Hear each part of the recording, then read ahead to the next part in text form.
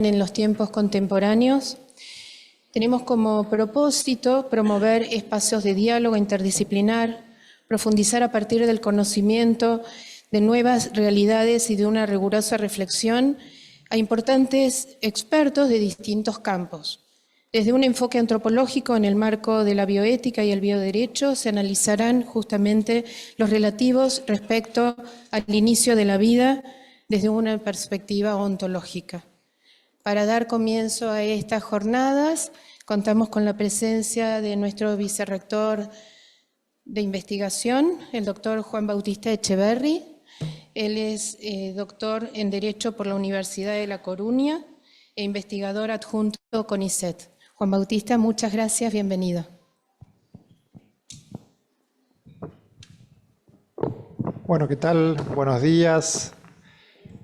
En primer lugar, darles la bienvenida a todos a esta sala llena que tenemos esta mañana, incluso a todos aquellos que están también siguiéndonos de forma remota, forma virtual.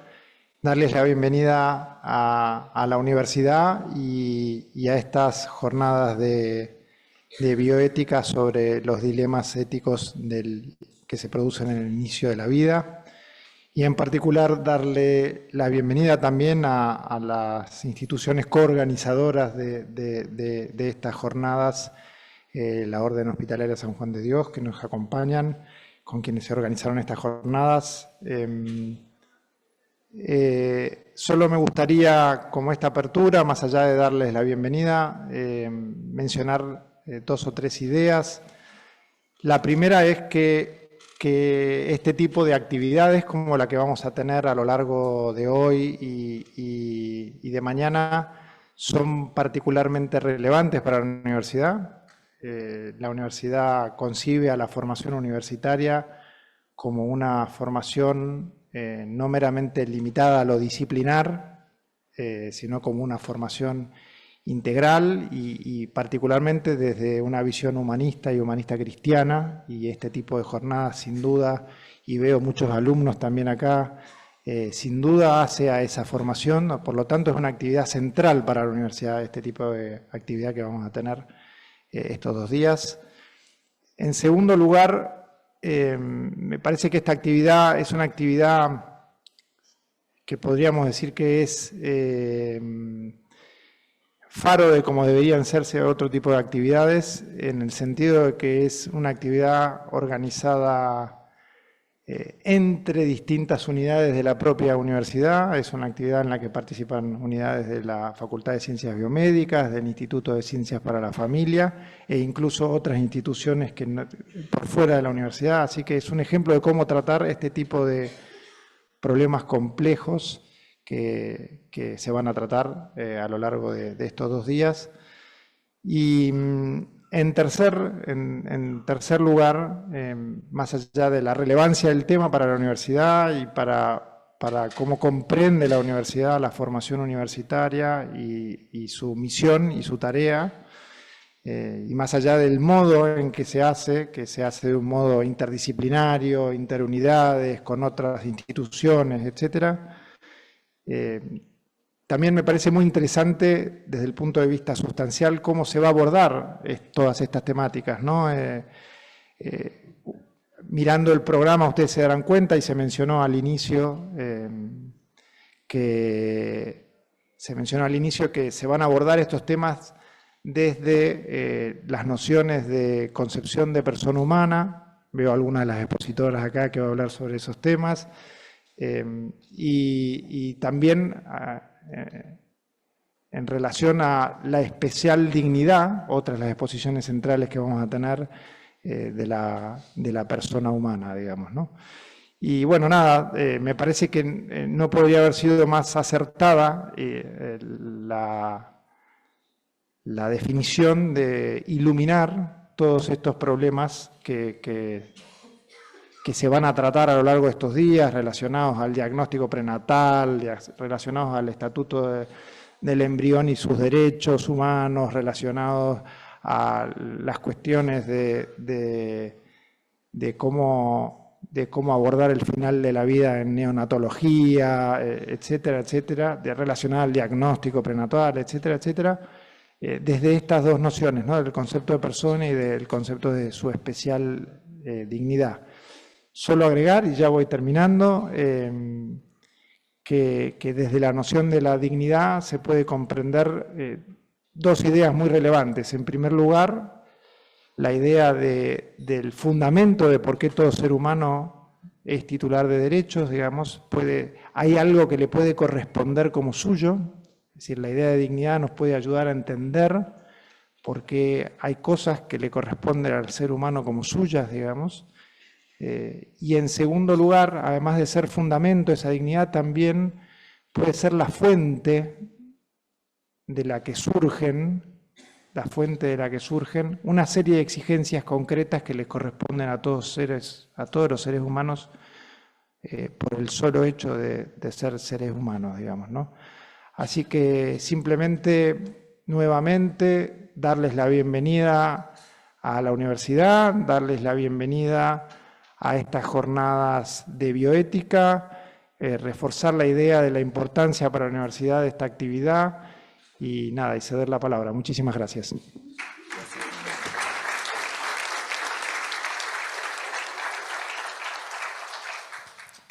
Bueno, a continuación se procederá a la lectura de la carta del hermano Eric Luciano Castillo Carrero, que nos está acompañando online, quien es superior provincial de la Orden Hospitalaria de San Juan de Dios de la provincia de América Latina y el Caribe. La misma estará a cargo del hermano José Merced Ulloa Gutiérrez, consejero provincial, animador de la zona de Caribe y acompañamiento en la gestión en la zona atlántica. Muy bienvenido, adelante.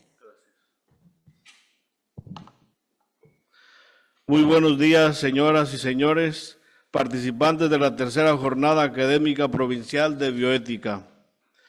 Con motivo de la inauguración de esta jornada, reciban un cordial saludo en nombre de nuestro hermano superior provincial, Eric Castillo Carreño, desde la sede de la Universidad Austral, en la provincia de Buenos Aires, anfitriona del encuentro.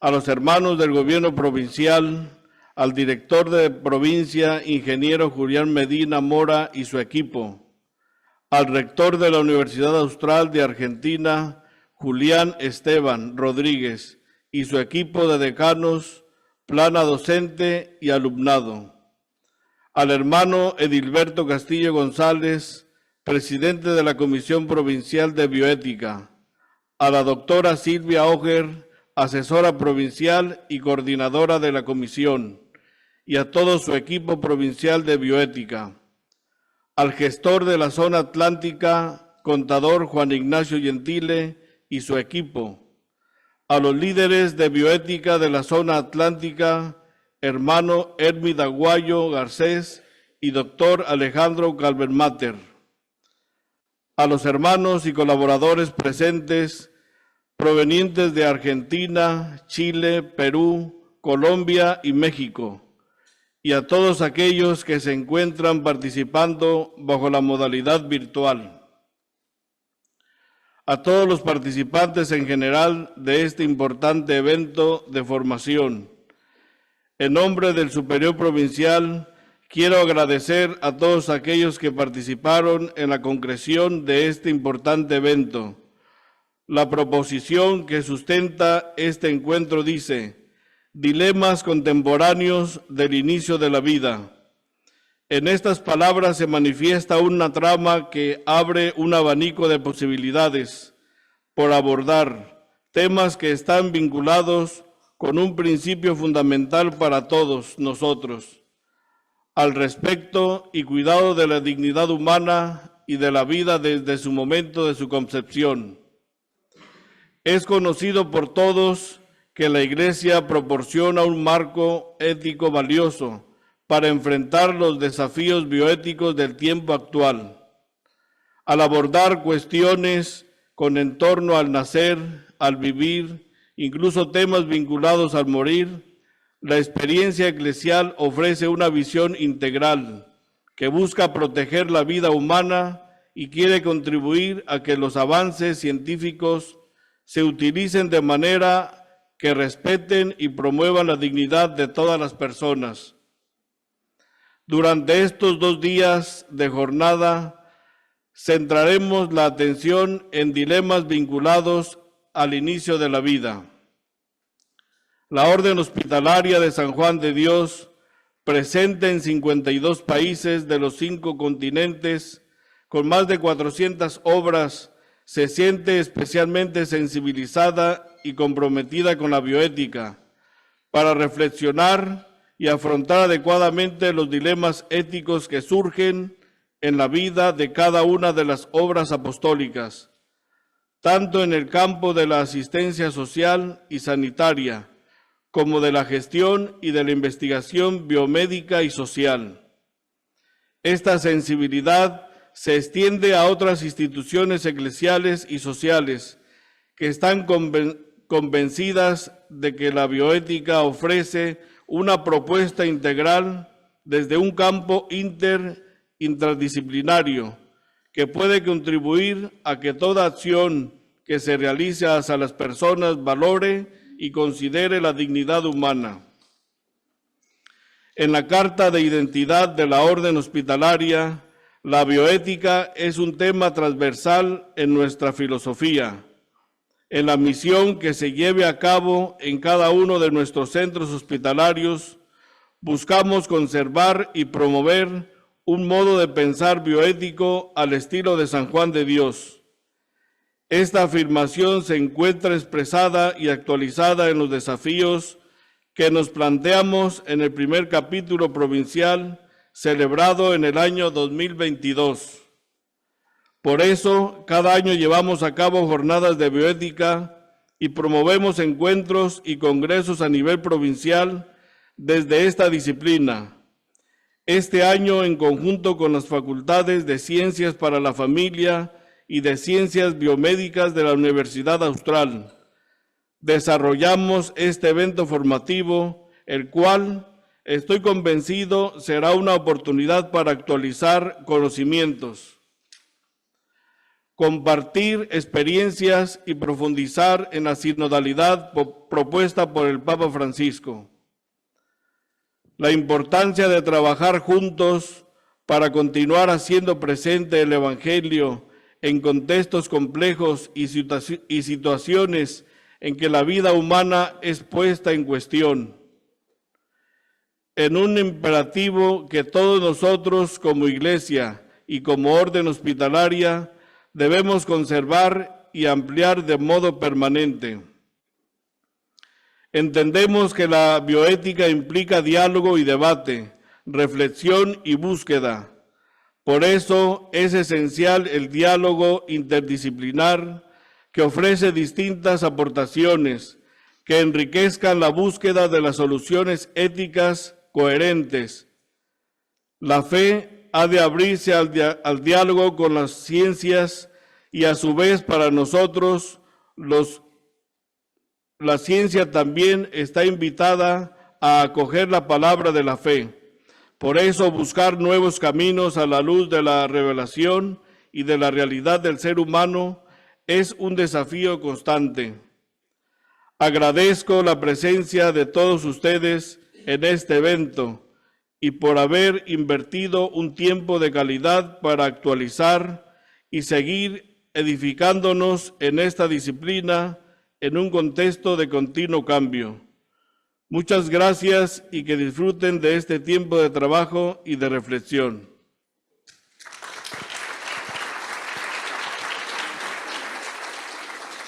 Muchísimas gracias. Damos así en este breve acto el inicio de las jornadas. Muchas gracias. Comenzaremos con la primera mesa del día de hoy. Solo a modo de comentario, expondrán primero las mesas. Quienes estén aquí presentes pueden hacer sus preguntas. Tenemos gente que va a poder, levantando ustedes su mano, pueden acercarse, le pueden acceder la pregunta. Lo mismo quienes están conectados a distancia, que tenemos numerosas personas. Hay una persona encargada de moderar las preguntas, así que quedan invitados a proceder a lo siguiente.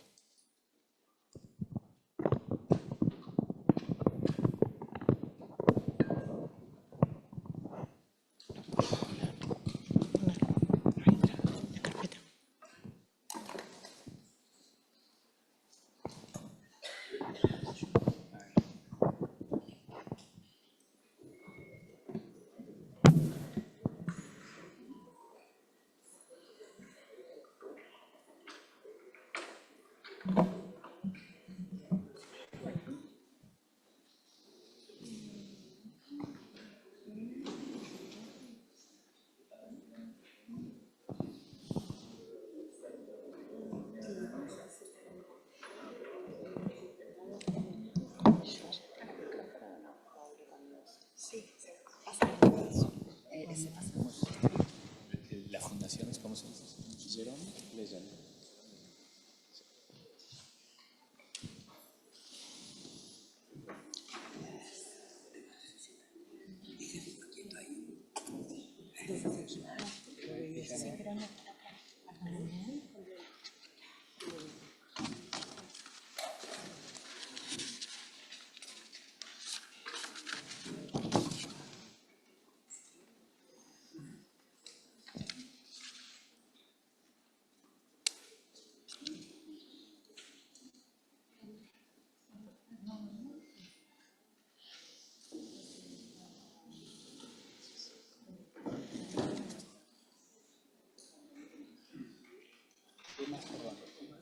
Porque no está en la carpeta que lo voy a dar para en el programa. No, tranquila. Una fetal. Yo la tenía de diagnóstico acá. Sí. Cuando me digas, espérate, ¿no?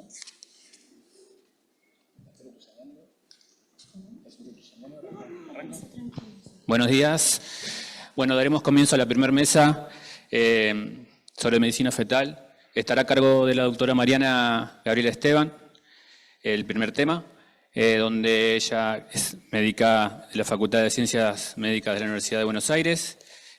Cursó la residencia de tocoginecología en el Hospital Nacional Profesor Posadas. Es especialista en tocoginecología y obstetricia. Es especialista en ecografía, tocoginecología de la Sociedad Argentina de Ultrasonografía. Cuenta con distintos posgrados de medicina y cardiología fetal. Cursó una instancia formativa y ha sido docente, adscrito de la Facultad de Medicina, carrera docente universitaria, 2008-2011 en la Universidad de Buenos Aires, médica ecografista del Hospital Universitario Austral, desde el 2001 hasta el 2011, y médica del staff de la Unidad de Medicina Fetal, servicio de obstetricia en el Hospital Austral desde el 2012 hasta la fecha. Así que, bueno, le damos bienvenida a la doctora. Muchas gracias. Para pasar, eso, control. Me quedo acá, ¿Sí? porque Como quiera. ¿querés que me vaya para allá? Porque veo mejor desde acá que desde allá, por la altura. Si me siento no veo. Bueno, buenos días. Bueno, voy a hablar un poco de introducción a la medicina fetal, un tema que me propusieron para estas jornadas. Entonces, ¿de qué se trata la medicina fetal? Considerar al feto como paciente individual y en sus múltiples relaciones con su madre. En definitiva, es una subespecialidad que de lo que se encarga es de cuidar la salud fetal. Entonces uno se pone a pensar, ¿cómo haríamos? Sí, yo lo pasé. Para cuidar a alguien que está envasado, que está dentro de otra persona. Y dice, ¿cómo llegamos hasta ahí? Y llegamos hasta ahí porque los métodos de diagnóstico fueron mejorando mucho, entonces pudimos llegar a descubrir cuáles son las pacientes de alto riesgo, cuáles son las situaciones que nos ponen en alto riesgo a la madre y al bebé, en las diferentes etapas del desarrollo, desde que se comienza con la concepción hasta el nacimiento. Entonces, disculpe.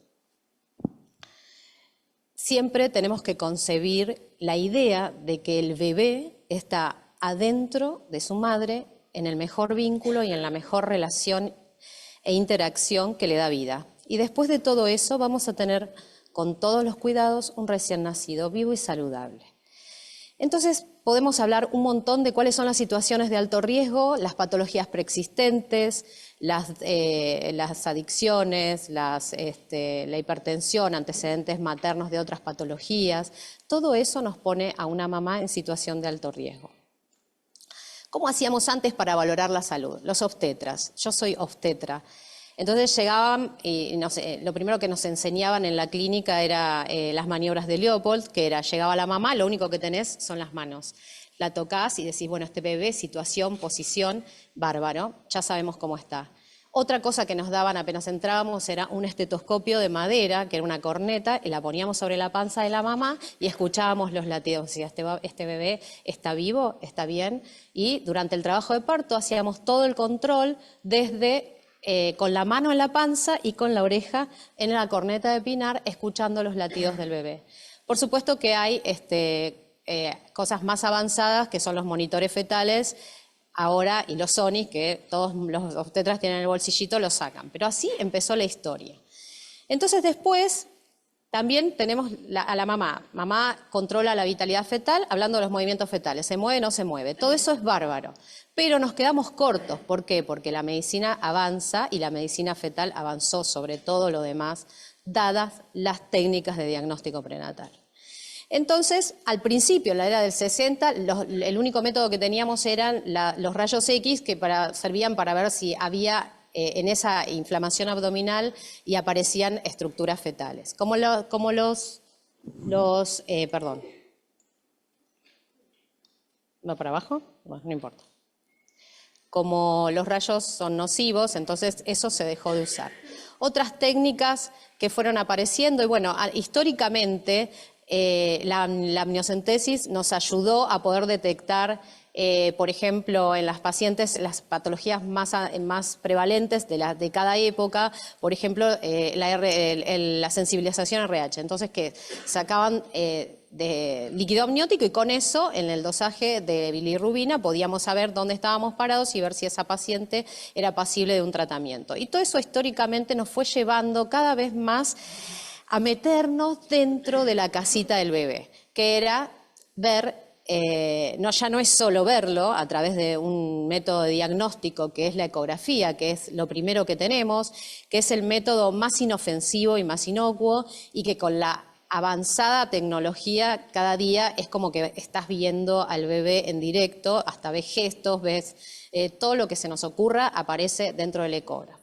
Nos sirve para hacer diagnóstico de múltiples malformaciones, de múltiples disfunciones, y después tenemos el Doppler, que también nos sirve para ver función fetal y todo lo que esté relacionado con la circulación placentaria. Otro método es la resonancia magnética fetal. Esto también avanzó a través del tiempo y en el 2014 ya las guías internacionales la utilizan dentro del protocolo de estudio del diagnóstico prenatal, y sobre todo para el sistema nervioso central ayuda mucho la resonancia magnética.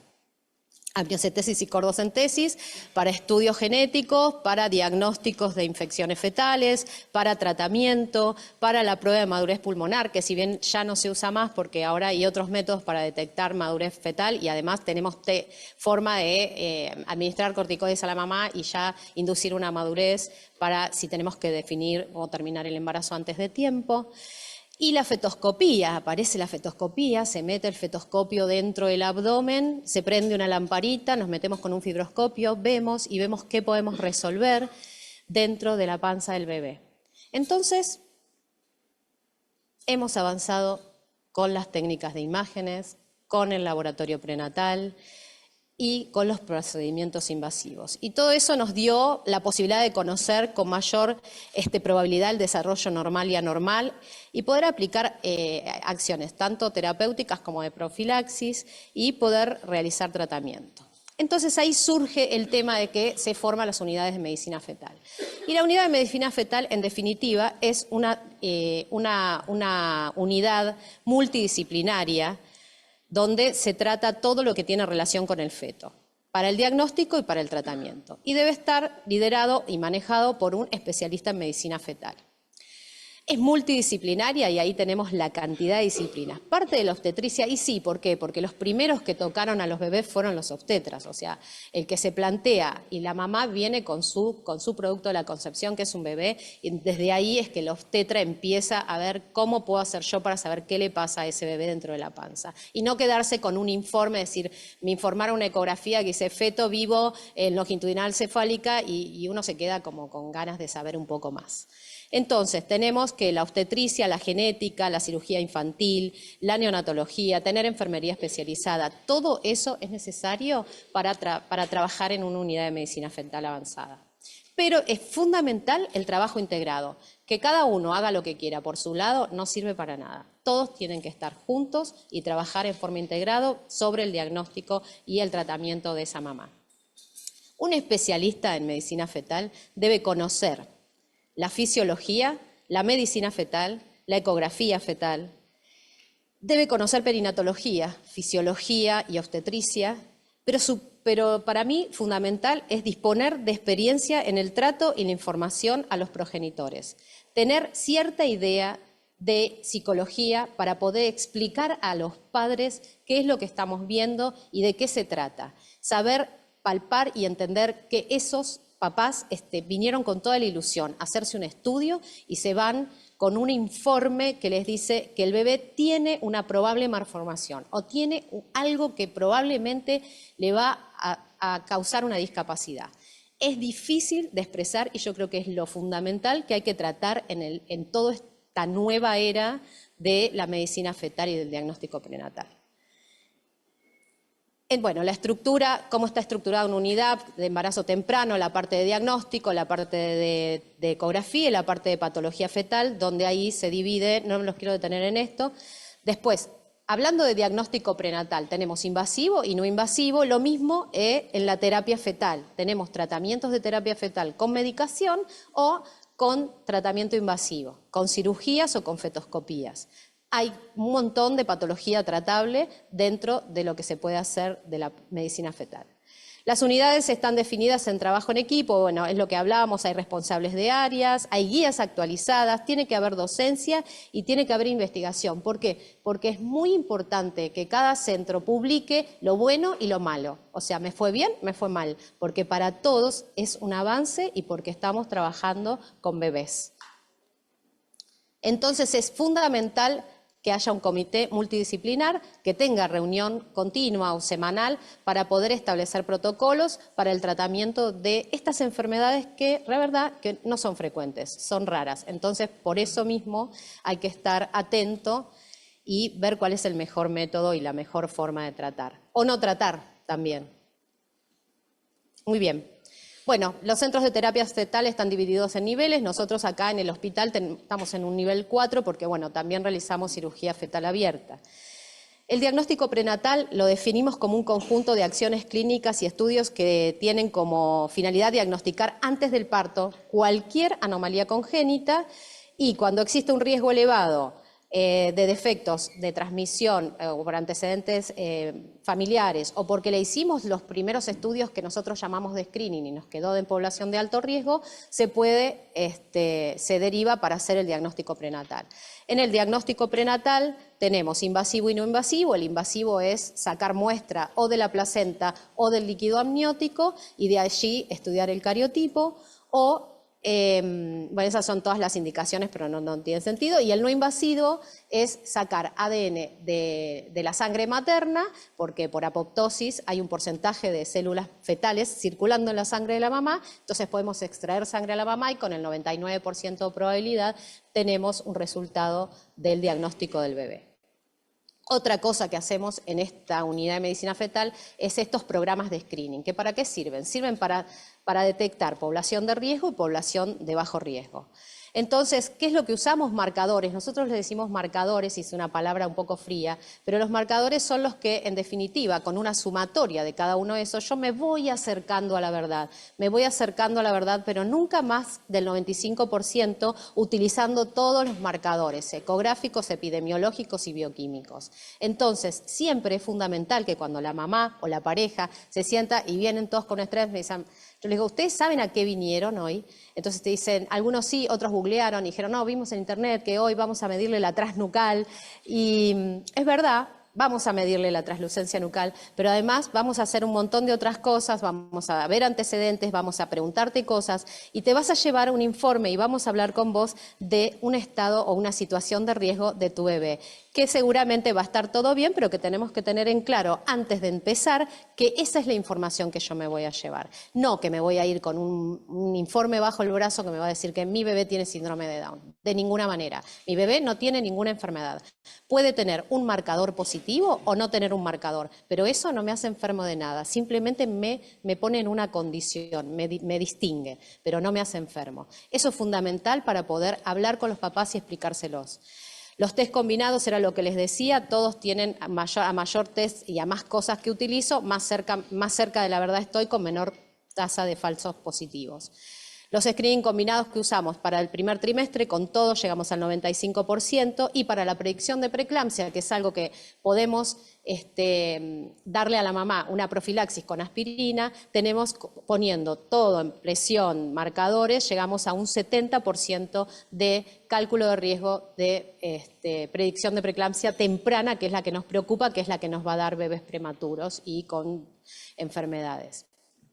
Lo importante de todo esto es tener en cuenta que gracias a todo este avance, antes, cuando yo empecé, que hace muchos años, aunque no parezca, soy grande, me daban y me decían que primero se veía a la embarazada una vez por mes, y cuando llegamos a las 30, 32 semanas, que cada 15 días, cada semana, y resulta que después me di cuenta que no. Y tienen razón, la inversión de la pirámide, detectando tempranamente, tipo a las 12 semanas, ¿cuál va a ser mi población de riesgo? Yo voy y encaro con eso, y a la otra paciente la cito y la controlo con un control habitual y tranquilo. Para eso sirve todo esto, creo yo, que es la parte más positiva y más avanzada del diagnóstico prenatal.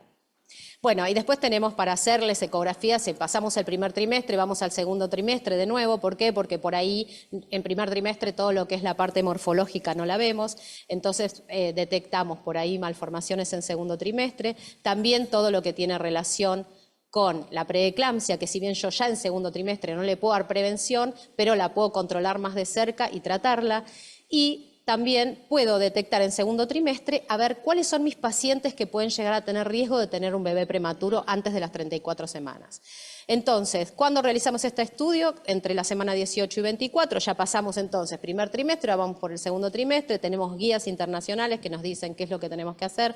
Para preeclampsia lo mismo, guías internacionales donde nosotros nos acreditamos todos los años para poder seguir en vigencia y seguir haciendo las cosas bien. Y ahí tenemos un programa que usamos que se llama Astraya, donde ponemos toda la información y eso nos da un resultado bastante cercano a la realidad del riesgo de padecer alguna de estas complicaciones para la mamá. En parto prematuro medimos el cuello y según eso, según lo que nos da, podemos darle a la mamá progesterona desde que detectamos el cuello corto hasta las 36 semanas de embarazo. En el tercer trimestre lo que hacemos es mirar también, pero lo bueno del tercer trimestre es que yo, que vi a la paciente, puedo hacer curvas de crecimiento. Entonces yo ya sé que ese bebé viene creciendo bien. Mirando las curvas me puedo dar cuenta cuándo hubo un problema, si ese problema tuvo algo muy importante en su vida y le pudo modificar su salud severamente. Entonces es importantísimo poder tener seguimiento y curvas de crecimiento.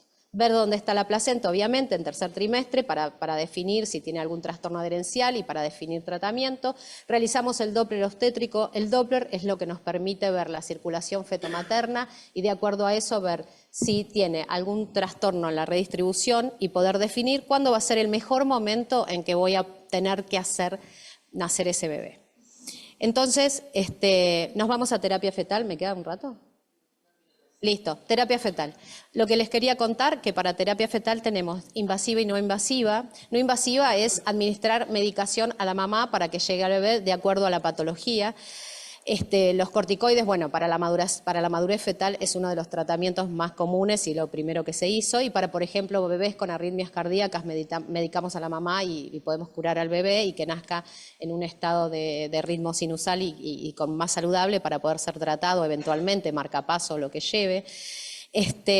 Otras metabolopatías. Y la invasiva, dependiendo de cuál es la patología, hacer el tratamiento guiado siempre con la ecografía.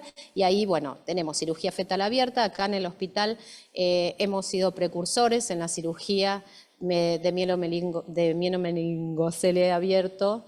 Y bueno, en el 2018, estas son todas las patologías pasibles de ser tratadas intraútero, pero es muy largo y no los quiero atosigar con tanta info. Hay mucho en todo esto, hay mucho criterio de selección, hay mucho estudio previo, hay mucha reunión, hay mucho sentarse con mamá y con papá, y hay mucho pre y hay mucho post. Pero lo que les quería contar es que el tratamiento de la cirugía del mielo reduce a un 80%, de un 80 a un 20% la necesidad de usar válvula por hidrocefalia en el bebé. Entonces realmente es una técnica útil y que promete y que los bebés realmente se benefician con ese tratamiento. Acá en el año 2009 el doctor Echegaray y el doctor Russo formaron la parte de cirugía fetal y fuimos unos de los precursores. En el 2018 publicaron el primer trabajo con 22 pacientes operados, donde bueno, vimos esto que les decía, la mejoría, la deambulación un poco antes y la no necesidad de poner la válvula ventrículo-peritoneal. Y después,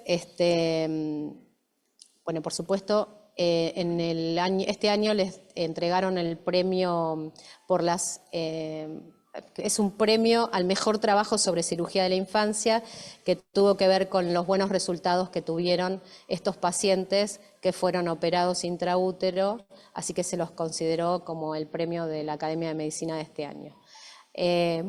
Esto es un poco un resumen bastante apurado de todo lo que uno hace desde la mañana a la noche, todos los días, y con lo que nos enfrentamos cotidianamente. Y les quería dejar esto, que es lo que más me hace ruido en esta época, y es solo el 30% de todo ese encuentro entre óvulo y espermatozoide llega a ser un bebé vivo y sano.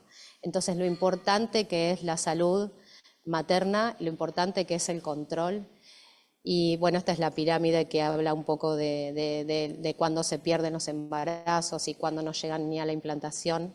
Tener en cuenta que la tasa de pérdida es un poco más cuando se hacen técnicas de fertilidad. Y tener esto en cuenta hoy en día que, bueno, he visto las estadísticas de la ciudad de Buenos Aires, donde la tasa de natalidad bajó mucho, que casi nacen los mismos niños que los que son abortados, y realmente...